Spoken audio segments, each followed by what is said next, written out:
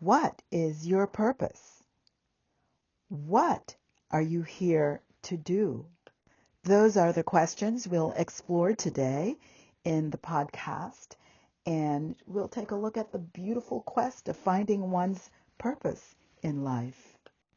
Many of us ask ourselves those questions over and over again for many reasons. One, because we feel stagnant in our life.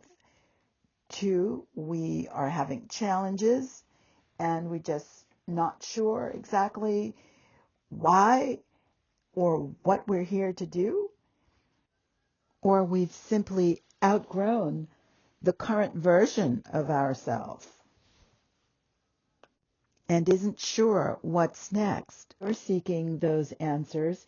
My hope is that you'll get inspiration that ignites your own journey toward uncovering what truly lights you up in this episode. To find those answers, or the answer to your quest, we're going to look at least 4 different aspects today. The first one is self-discovery. And the reason that's important is because the answers or the answer is going to come from you. And so knowing one's self is the way to go. So how do you do that? I encourage you to journal, do meditation, sit quietly, or simply spend time in nature. Those are valuable ways where you can sit and uncover who you truly are. I promise you the answers will come. The next aspect is embracing change and growth. Here's what's important to know. Our purpose isn't just a destination. It's a compass, a COMPASS. It's a compass that guides us through life's twists and turns. And that's why finding your purpose can be a real dynamic process. Your life experiences are catalysts for growth, and that includes the challenges. That is where you'll get your sense of purpose, which will evolve over your life cycle. At least we hope it does, because one thing will lead to the next thing, and that's why it's very important to be open to new opportunities and having a different perspectives, because these are what will lead you into deeper insights about what really matters. I'll give you an example. I know someone who went to law school and studied law, became a lawyer, and in part because there were many lawyers in her family and politicians. So after she graduated law school, she got a job working for a health organization, doing lawyering, of course. So she wound up falling in love with medicine. So what did she do? She decided to go to medical school, and become a doctor. And today she's a doctor doing what she loves.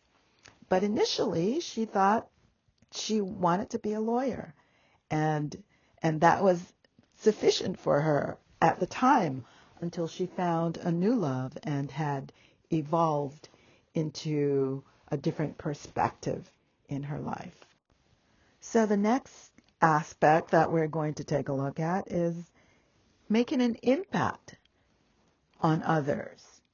And how do we do that?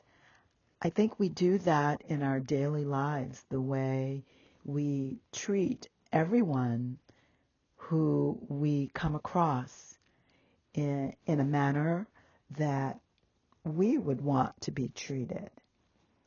And also doing that community work, engaging with your community and giving back, and often helping others when you can will bring fulfillment and meaning to the lives of others, and not just to others, but also to yourself.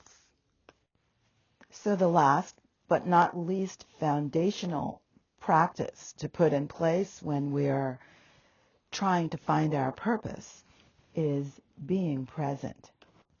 Being present means to become a good communicator, knowing how to listen, knowing when to speak, knowing when to be mindful and understanding of others.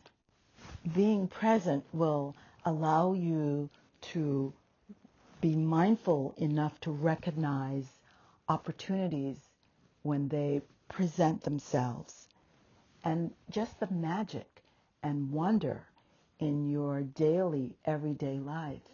There's so many things that so many good things that we often miss out on because we wind up worrying about the past or worrying about the future, when those things we can only fix in the present moment.